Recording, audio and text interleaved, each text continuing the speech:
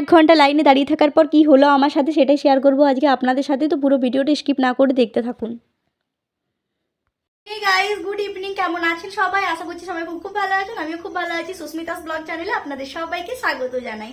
আর সবাইকে জানাই হ্যাপি মহাশিবরাত্রি। সবাইকে শিবরাত্রির অনেক অনেক শুভেচ্ছা। আর এই দেখো আমি এখন পুরো একদম চান টান করে রেডি। আর এখন বাজছে 8:30। আর এখন আমি যাচ্ছি শিবরাত্রির পুজো করতে, কারণ লাইন হয় অনেক বেশি, লাইন পড়ে এখানে যেখানে যাব।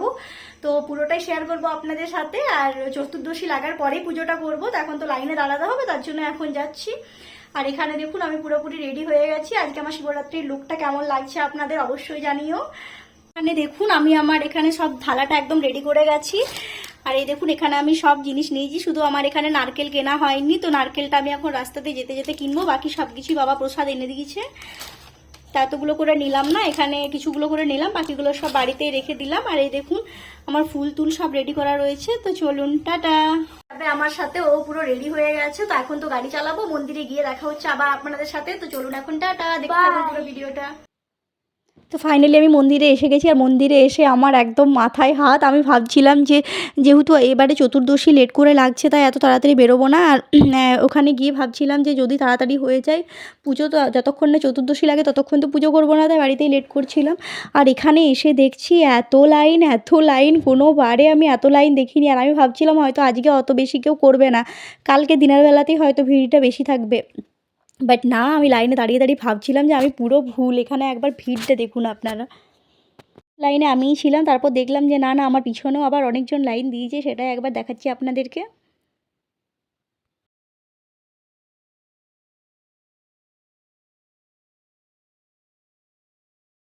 এক ঘন্টা লাইনে দাঁড়িয়ে থাকার পর কি হলো আমার সাথে সেটাই শেয়ার করবো আজকে আপনাদের সাথে। তো প্রায় 1 ঘন্টার মতো লাইনে দাঁড়াতে আমার আশেপাশে অনেকজনেরই দেখছিলাম, কেউ বলছিল মাথা ঘোরাচ্ছিল, কেউ বলছিল গা কাঁপছিল। আর এদিকে আমার অবস্থাটা শুনুন একবার। আমি যেহেতু নিয়ে গেছি অভিকে, ও কিছু খেয়ে যায়নি, ও সন্ধ্যাবেলায় কিছু খায়নি, মানে ও উপোস করেনি।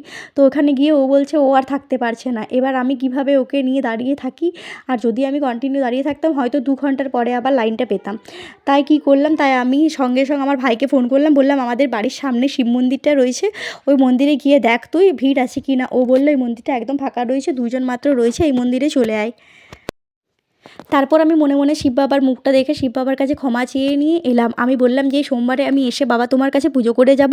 এখন বেটু যেহেতু থাকতে পারছে না, তাই আমি এখানে আর থাকতে পারছি না, আমি অন্য মন্দিরে গিয়ে বাড়ির সামনে মন্দিরে পুজো করছি।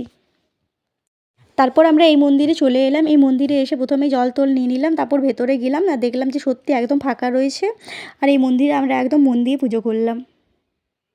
আর আজকের ব্লগটা পুরোটা শ্যুট করে দিয়েছে আমার বেটু অভি। ও অত ভালো করে ক্যামেরা ধরতে পারে না, তাও ও এই শ্যুটটা পুরো আমাকে করে দিয়েছে।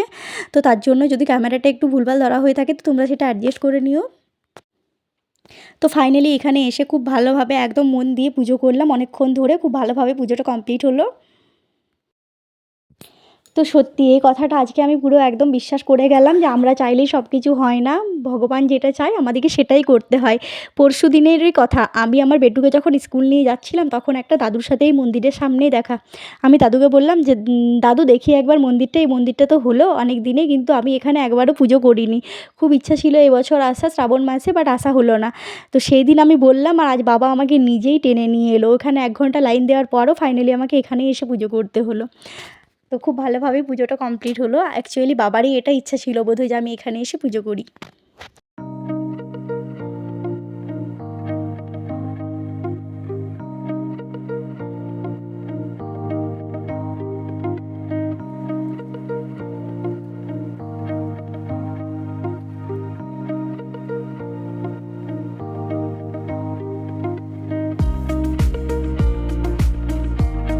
তো ফাইনালি পুজো করে চলে এলাম বাড়িতে।